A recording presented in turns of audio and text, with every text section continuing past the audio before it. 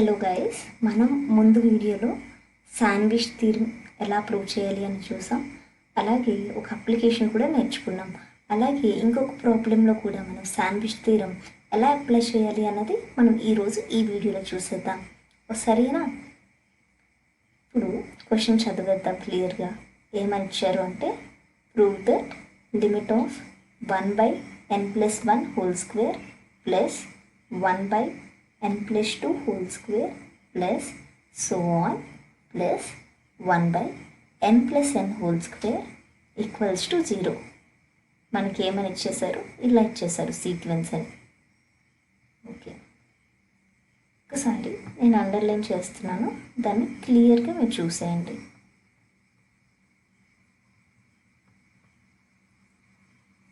Okay, ఈ underline ఏదైతే చూసానో దాన్ని ఒకసారి చూడండి.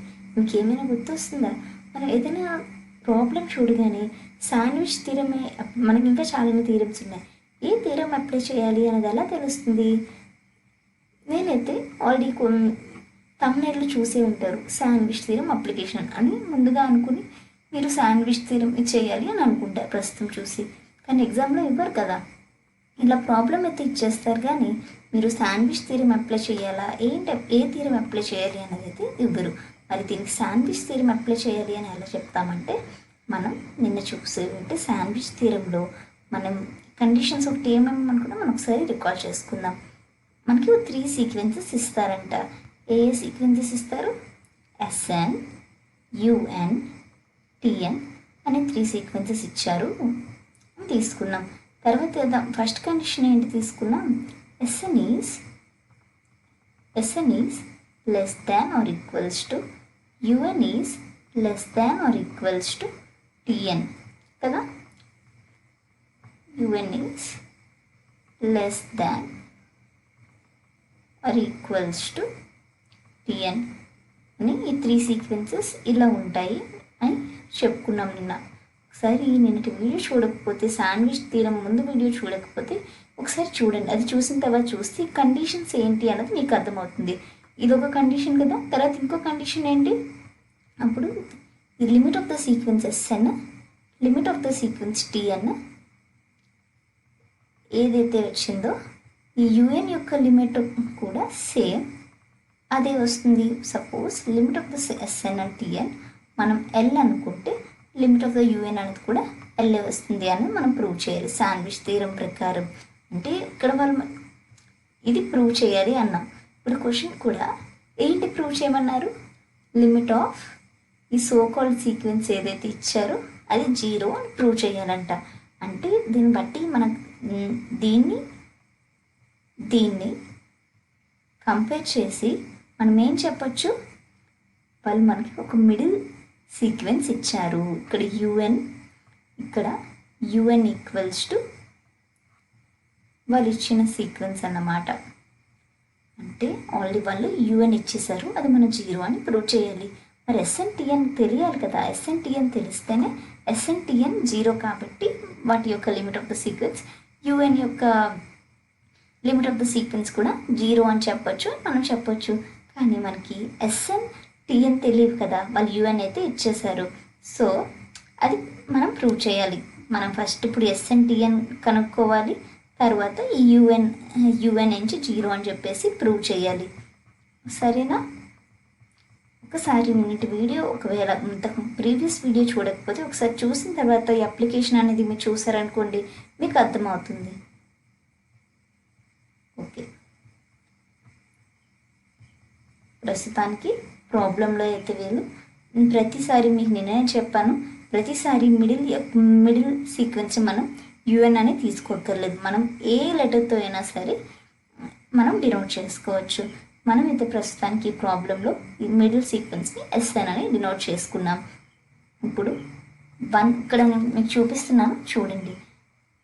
ఈ కండిషన్ మనం గుర్తించుకోవాలి. ఇది 1 less than or equals to M less than or equals to N అని తీసుకున్నాం. ఎందుకంటే మనకి ఈ మిడిల్ సీక్వెన్స్ తెలుసు, కానీ రైట్ సీక్వెన్స్ లెఫ్ట్ సీక్వెన్స్ తెలియదు కాబట్టి ఇలా కండిషన్ అనుకున్నామా. ఇప్పుడు దీనికి N యాడ్ చేశారు. n యాడ్ చేస్తే ఏమొచ్చింది? 1కి n యాడ్ చేస్తే n+1 less than or equals to n+n less than or equals to N plus ఎన్.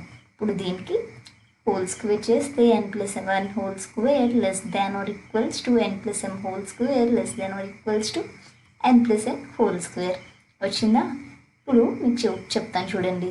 మనకి తెలుసు 2 square is less than or equals to 4 square అని తెలుసా లేదా? ఎలాగా? 2 square 4 is less than 4 square 16 అని మనం క్లియర్గా ఇలా న్యూమరికల్లో ఇస్తే మనం క్లియర్గా చెప్పొచ్చు కాబట్టి నేను న్యూమరికల్లో అయితే మీకు చూపించడానికి తీసుకున్నాను. ఇప్పుడు ఈ ఇచ్చిన వాల్యూస్ని నేను ఇన్వర్స్ చేస్తున్నానండి. అప్పుడు ఏమవుతుంది? 1/2 స్క్వేర్ అవుతుంది. 2 స్క్వేర్ని ఇన్వర్స్ చేస్తే, అలాగే 4 స్క్వేర్ని ఇన్వర్స్ చేస్తే ఏమవుతుంది? 1/4 స్క్వేర్ అవుతుందా లేదా? 1/4 స్క్వేర్ అయింది.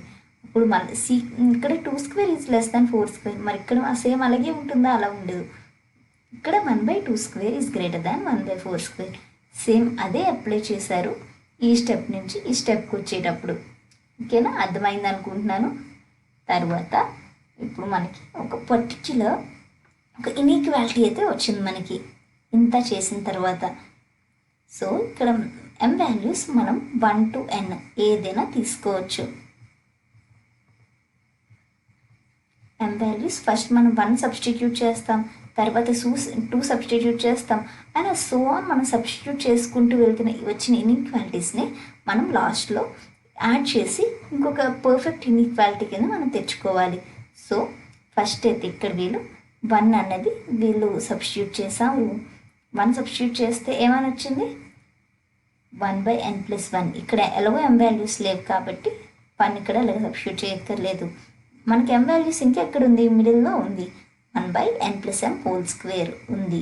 సో ఇక్కడ 1 వాల్యూ సబ్స్టిట్యూట్ చేస్తాం m=1 అని. ఏమవుతుంది? 1/n+1 whole square greater than or equals to 1/n+n whole square. అలాగే m=2 చూడండి, ఇక్కడ చూపిస్తున్నాను పాయింటర్తో. m=2 సబ్స్టిట్యూట్ చేస్తే ఏమవుతుంది? 1/n+2 హోల్ స్క్వేర్ వస్తుంది. అలాగే m=n సబ్స్టిట్యూట్ చేస్తే ఏమవుతుంది? 1/n+n హోల్ స్క్వేర్ వస్తుంది. ఓకే, మనకి ఇలా వచ్చేసాయి అన్నమాట. ఇక్కడిది. ఇప్పుడు ఇలా సో వన్ మనం n వరకు సబ్స్టిట్యూట్ చేసుకుని వచ్చేసాం. ఫస్ట్ m=1 పెట్టుకున్నాం, తర్వాత 2 పెట్టుకున్నాం, అలా సో వన్ మనం m వాల్యూ సబ్స్టిట్యూట్ చేసుకుని వస్తే లాస్ట్లో m=n అనమాట. సో ఇలా సబ్స్టిట్యూట్ చేసుకొని వచ్చేస్తే ఇలా వచ్చేసాయి. ఇప్పుడు ఈ n ఇన్ఈక్వాలిటీస్ని యాడ్ చేయాలి. సో n ఇన్ఈక్వాలిటీస్ని ఎలా యాడ్ చేస్తారు? n ఇన్ఈక్వాలిటీస్ని ఎలా యాడ్ చేస్తారు? మొత్తం యాడ్ చేసేస్తామా? ఎలా యాడ్ చేస్తామన్నది నేను ఇక్కడ చూపిస్తాను, మీరు ఒకసారి చూడండి.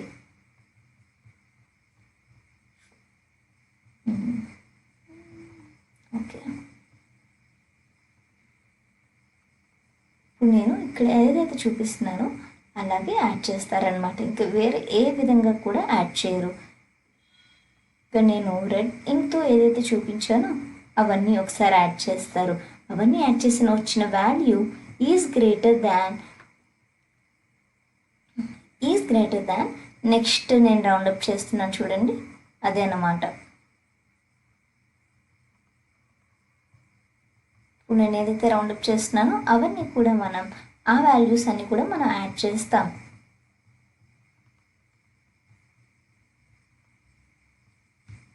యాడ్ చేసిన తర్వాత అవి ఈజ్ గ్రేటర్ దాన్, ఇప్పుడు నేను యాడ్ చేస్తున్నాను చూడండి, మళ్ళీ రౌండప్ చేస్తున్నాను, అదన్నమాట. ఇలా మనం ఈ ఇన్ఈక్వాలిటీస్ని మనం యాడ్ చేస్తున్నాం.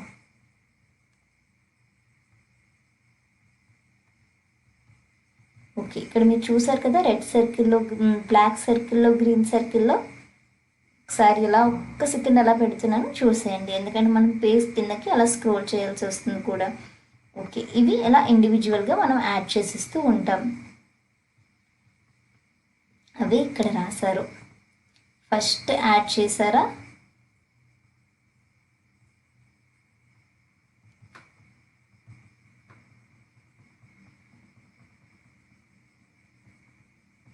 అది మనం ఫస్ట్ ఏదైతే అనుకున్నామో దాన్ని యాడ్ చేశారు ఇక్కడ. సో అది ఈజ్ గ్రేటర్ దాన్ సెకండ్ ఇందాక రౌండప్ చేసిన కాలమ్ ఇది ఇందాక లాస్ట్లో రౌండప్ చేసాను చూసారా, ఆ కాలమ్ అనమాట. అవన్నీ యాడ్ చేశారు, అవన్నీ యాడ్ చేసి ఒక sequence is greater than another sequence అని చెప్పారు. ఇవి చూడండి, ఇది మనకి ఎన్నిసార్లు యాడ్ చేశారు, ఫస్ట్ 1 పెట్టాం, 2 పెట్టాం, అలా సో ఆన్ మనం n టైమ్స్ వరకు m=n పెట్టాము అంటే అర్థం ఏంటంటే మనం n టైమ్స్ యాడ్ చేసాము. దేన్ని 1/n+1 హోల్ స్క్వేర్ని n టైమ్స్ యాడ్ చేసాం కాబట్టి దాన్ని ఎలా రాయొచ్చు, n×1/n+1 హోల్ స్క్వేర్ అని రాయొచ్చు. గ్రేటర్ దాన్ ఈ టర్మ్ని అలాగే తెచ్చేద్దాం కిందకి, సేమ్ యాజ్ యూజువల్, ఏ మార్పులు అక్కర్లేదు. ఇప్పుడు ఈ టర్మ్ తీసుకోండి, ఈ టర్మ్ ఇక్కడ నేను చూపిస్తున్నాను చూడండి. ఈ టర్మ్ని మళ్ళీ సేమ్ ఒకే టర్మ్ అనమాట, 1/n+1 హోల్ స్క్వేర్ని ఎన్ని టైమ్స్ యాడ్ చేశారు, n టైమ్స్ యాడ్ చేసాము. సో ఎలా రాయొచ్చు, n×1/n+1 హోల్ స్క్వేర్. ఇప్పుడు n×1/n+1 హోల్ స్క్వేర్ని ఎలా రాస్తాం, n×1/n+1 హోల్ స్క్వేర్ అంటే అర్థం n/n+1 హోల్ స్క్వేర్. అలాగే ఇక్కడ లాస్ట్ టర్మ్ చూసేస్తే n×1/n+n హోల్ స్క్వేర్ అంటే అర్థం ఏంటి, n/n+1 హోల్ స్క్వేర్. సేమ్ అలాగే రాసారా లేదా నెక్స్ట్ టర్మ్లో చూసేద్దాం ఒకసారి.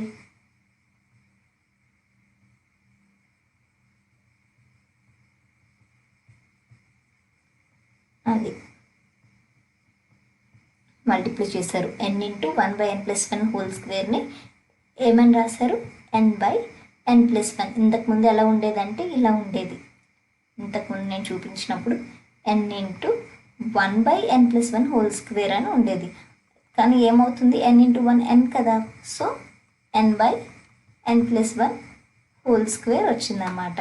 అలాగే ఇక్కడ కూడా ఇంతకుముందు ఇక్కడ ఏముండేదంటే మళ్ళీ ఇక్కడ రాస్తున్నాను మీకు, ఎందుకంటే ఆ పేజ్ మన దగ్గర ప్రజెంట్ లేదు కాబట్టి. లేకపోతే మీరు ఒకసారి వెనక్కి మళ్ళా బ్యాక్ చేసి చూసినా సరే సరిపోతుంది. లేదు అలా చూడను అనుకుంటే మాత్రం ఇక్కడ రాస్తున్నాను n/n+n హోల్ స్క్వేర్. n+n ఎంత, 2n. 2nకి హోల్ స్క్వేర్ చేస్తే ఏమవుతుంది, 4n² అవుతుంది. అదే రాశాను నేను ఇక్కడ. అంటే డైరెక్ట్గా ఇన్ని స్టెప్స్ రాసే బదులు డైరెక్ట్గా రాసేస్తే సరిపోతుంది. ఎందుకంటే మనకి ఆల్రెడీ సమ్ పెద్దది వస్తుంది కాబట్టి ఒక తక్కువ రాసాము అనేది అయితే ఉండదు. ఇప్పుడు ఈ స్టెప్ నుంచి ఈ స్టెప్కి n/n+n whole square greater than or equals to same ఇది అలాగే వచ్చేస్తుంది వితౌట్ చేంజెస్, నో చేంజెస్ అనమాట. ఈ టర్మ్ కూడా చూడండి, ఈ టర్మ్లో మాత్రం చేంజెస్ ఉంటాయి. ఇక్కడ ఒక n² అంటే n×n కదా, ఇక్కడ ఒక n క్యాన్సిల్ అయిపోతే ఏముంటుంది, 1/4n ఉంటుంది. 4n వచ్చిందా. ఇప్పుడు చూడండి, ఇందాక 4 గ్రేటర్ దాన్ 3 గ్రేటర్ దాన్ 2 అని ఉందండి. అప్పుడు మనం ఇలా ఈ టర్మ్స్ ఇటు వచ్చినప్పుడు ఆ రిలేషనల్ సింబల్ ఇక్కడ గ్రేటర్ దాన్ ఏదైతే ఉందో అది మారుతుందా లేదా, 2 <, 3 4 అని మారుతుందా లేదా, మారుతుంది కదా. సేమ్ అదే విధంగా ఈ స్టెప్ నుంచి ఈ స్టెప్కి వచ్చేటప్పుడు కూడా ఆ గ్రేటర్ దాన్ సింబల్ అన్నది అలా మారింది అనమాట. 1/4n is less than or equals to, ఈ మిడిల్ టర్మ్ అక్కడే ఉంటుంది, is less than or equals to n/n+1 whole square అని. ఓకే, n/n+1 హోల్ స్క్వేర్ అని. కానీ ఇక్కడ చూసారా, ఒక వేరే దాంతో కంపేర్ చేశారు. ఎందుకు కంపేర్ చేశారు అనేది చూద్దాం.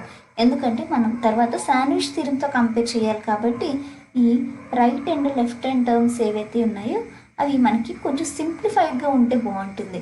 అలా హోల్ స్క్వేర్లో అంటే మనం లిమిట్ కట్టలేము, మనం లాస్ట్లో లిమిట్ ఆఫ్ ద సీక్వెన్స్ కట్టి ఇంత వచ్చింది కాబట్టి ఆ మిడిల్ సీక్వెన్స్ యొక్క టర్మ్ కూడా ఇదే అని చూపిస్తాం. సో దీనికి లిమిట్ కట్టాలి అంటే మాత్రం మనం దీన్ని ఇలా సింప్లిఫైడ్ ఫామ్లోకి తేవాలి. సో సింప్లిఫైడ్ ఫామ్లోకి ఎలా తెచ్చారు అన్నది చూసేద్దాం. ఇక్కడ నేను పెన్సిల్తో రాశాను, అది ఒకవేళ మీరు చూడండి క్లియర్గా. ఇక్కడ న్యూమరేటర్లో మనకి ఏముంది, ఇక్కడ n ఉంది. అలాగే డినామినేటర్లో n+1 అని ఉంది. సో న్యూమరేటర్లో ఎన్ని n+1కి ఒక రిలేషన్ తీసుకొచ్చారనమాట. సో n<n+1 మనం క్లియర్గా చెప్పొచ్చు, ఎందుకంటే n కన్నా కొంచెం వాల్యూ +1 అనేది యాడ్ చేస్తున్నారు, అంటే n వాల్యూ n+1 వాల్యూ కన్నా తప్పకుండా చిన్నది. ఇప్పుడు దీనికి హోల్ స్క్వేర్ చేశారు, n² n+1 ఇప్పుడు అంటే దీని ఇన్వర్స్ అయినప్పుడు ఏమవుతుంది, రిలేషనల్ సింబల్ అనేది మారుతుందా లేదా? మారుతుంది. 1/n² is greater than 1/n+1 ఇప్పుడు multiply with n on both sides అన్నమాట. n/n² గ్రేటర్ దాన్ n/n+1 అప్పుడు ఏమవుతుంది, n/n+1 లెస్ దాన్ n/n². అది మనకి ఇలా వచ్చింది. ఇంత సాల్వ్ చేసిన తర్వాత ఒక రిలేషన్ అయితే మనం తీసుకొచ్చాం. ఏంటి తీసుకొచ్చాం? n/n+1 is less than. So మనం ఇక్కడ ఈ ఈక్వేషన్ మొత్తం లెస్ దాన్లో రాసాం కాబట్టి ఇక్కడ మనం కూడా ఈ రిలేషన్ అనేది ఇలా లెస్ దాన్లో తీసుకొచ్చామన్నమాట. అంటే దీని ప్లేస్లో మనం ఇది రాయొచ్చు. ఓకేనా? అదే రాసాము మనం కిందన, అదే రాసాము. n/n+1 is less than n/n² కాబట్టి n/n² ప్లేస్లో మనం ఇది n/n² అని రాసాం. n/n² అంటే అర్థం ఏంటి? అర్థం ఏంటి? n/n² అంటే 1/n అనే కదా. n క్యాన్సిల్ అయిపోతే మనకి 1/n ఉంటుంది. ఇప్పుడు మనకి ఒక పర్ఫెక్ట్ సింప్లిఫైడ్ ఇన్ఈక్వాలిటీ అనేది వచ్చింది. ఇది 1/4nలో ఉంది, ఏ స్క్వేర్ రూట్స్లోనో ఏ పవర్స్లోనో లేదు. సో మనం లిమిట్ అనేది ఈజీగా కట్టేయచ్చు. అలాగే రైట్ హ్యాండ్లో కూడా మీరు చూస్తే మనకి 1/n మనం సింప్లిఫై చేసుకున్నాం అనమాట. వాళ్ళు మనకి సింప్లిఫైడ్లో ఇవ్వరు, మనం సింప్లిఫైడ్లో మార్చుకొని ఓకే ఇలా లాస్ట్కి సింప్లిఫైడ్లో ఎప్పుడైతే వస్తుందో అది పర్ఫెక్ట్ ఇన్ఈక్వాలిటీ అనుకుని చెప్పేసి అక్కడ ఆపేస్తాం మనం. సో మనకి సింప్లిఫైడ్ ఇన్ఈక్వాలిటీ అయితే లేదు, మనకి ఏముంది, n/n+1 ఉంది. కానీ మనకి సింప్లిఫైడ్ కావాలి కాబట్టి నెక్స్ట్ మనం ఫర్దర్ ప్రాసెస్ చేయాలి అంటే అందుకని చెప్పేసి మనం 1/nలోకి మార్చుకున్నాం. సో 1/nలోకి వచ్చేసింది. మనకు కావాల్సిన simplified perfect equation or inequality అనేది వచ్చేసింది సాల్వ్ చేయడానికి, శాండ్విచ్ థీరంలో సాల్వ్ చేయడానికి. ఓకే, ఇప్పుడు ఇది ఎలా ఉంది, Tn is less than or equals to Sn is less than or equals to UN ఫామ్లో ఉంది కదా. అది 1/4n మనం ఇక్కడ Tn అనుకున్నాం, 1/nని UN అనుకున్నాం. బిగినింగ్లోనే మనం ఇప్పుడు ఏదైతే చూపిస్తున్నానో దాన్ని Sn అని మనం ఆల్రెడీ అనేసుకున్నాం. సో Tnని లిమిట్ Tn ఈక్వల్స్ టు ఏమవుతుంది, లిమిట్ 1/4n అవుతుంది కదా. Tn ఈక్వల్స్ టు 4n అనుకున్నాం కాబట్టి ఎప్పుడైనా చూడండి, ఇంతకుముందు నేను థీరంలో కూడా చెప్పాను, లిమిట్ కింద ఏది ఇవ్వలేదు, దాని బౌండరీస్ కానీ ఇంకా లిమిట్స్ కానీ అప్పర్ లిమిట్స్ కానీ లోవర్ లిమిట్స్ కానీ ఇలా ఏమైనా ఇవ్వలేదు. లిమిట్ కింద n టెన్స్ టు ఏంటి, ఎంతవరకు వెళ్తుంది n వాల్యూ అనేది మనకు తెలియదు అన్నప్పుడు అర్థం ఇలా ఇవ్వలేదు అంటే అర్థం ఇన్విజిబుల్గా ఇది ఉంది. n→∞ మనం రాయట్లేదు అంటే అర్థం n→∞ అనేది ఉంది అని అర్థం. So limit n→∞ 1/4n equals to ఏమవుతుంది, 1/n ప్లేస్లో ఇన్ఫినిటీ పెడితే ఏమవుతుంది, 1/∞. ఇది చాలా నెగ్లిజిబుల్ వాల్యూ వస్తుంది కాబట్టి 0 అన్నమాట. తర్వాత మనం ఎక్కడ ఏ న్యూమరికల్ అయినా ఉండనియండి, అది మనకి 0తో మల్టిప్లై చేస్తే ఎలాగో 0 అవుతుంది కాబట్టి మనకి లాస్ట్లో లిమిట్ 0. అలాగే లిమిట్ UN ప్లేస్లో ఏంటి పెడతాం, లిమిట్ మనం సింప్లిఫై చేసుకున్నాం కదా, n+n² ఉన్నది చాలా కాంప్లికేటెడ్గా ఉన్నది సింప్లిఫై చేసుకుని మనం 1/nలోకి తెచ్చుకున్నాం. అంటే 1/n ఇక్కడ ఏమి లేదంటే ఏమని చెప్పాను, n టెన్స్ టు ఇన్ఫినిటీ ఉంది అని అర్థం. ఓకేనా, n టెన్స్ టు ఇన్ఫినిటీ ఉంది అని అర్థం. So 1/∞, limit n tends to infinity 1/n equals to 1/∞ equals to 0. Okay, ఇలా లిమిట్ t అని కట్టేసాం, లిమిట్ u అని కట్టేసాం. సో అర్థం ఏంటి, limit of the sequence Sn అనేది కూడా 0 అని అర్థం. క్వశ్చన్లో ఏం ప్రూవ్ చేయమన్నారు, లిమిట్ Sn ఈక్వల్స్ టు 0 అని ప్రూవ్ చేయమన్నారు కదా. సో లిమిట్ Sn మనం సమ్ స్టార్టింగ్లో దీన్నే కదా మనం Sn అనుకున్నాం. ఇప్పుడు నేను చూపిస్తున్నాను, ఒకసారి చూడండి. వింటే సరిపోతే ఇక్కడ మీరు చూడాలి. ఇక్కడ ఇది చూపించాను చూడండి, ఈ సీక్వెన్స్నే కదా మనం Sn అనుకున్నాం. సో మనకి Sn ఈక్వల్స్ టు 0 అని వచ్చింది. అంటే అర్థం ఏంటి, ఈ పర్టిక్యులర్ సీక్వెన్స్ అన్నది ఈక్వల్స్ టు 0 అని చెప్పేసి మనం ప్రూవ్ చేసాం.